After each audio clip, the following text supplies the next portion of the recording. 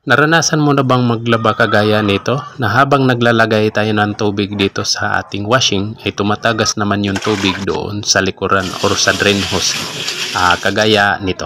Ayan yung drain hose natin improvise gawa ng interior kasi medyo luma na yung washing natin at wala na tayong mapagbilhan na hose. Kung ganun yung problema sa washing nyo, pupunta lang kayo dito sa kanyang likuran, tanggalin natin din yung rubber.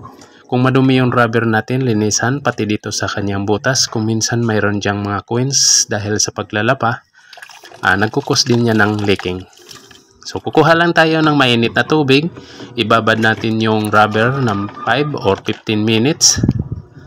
After mo siyang mababad, ibalik natin siya dito sa kanyang pwesto.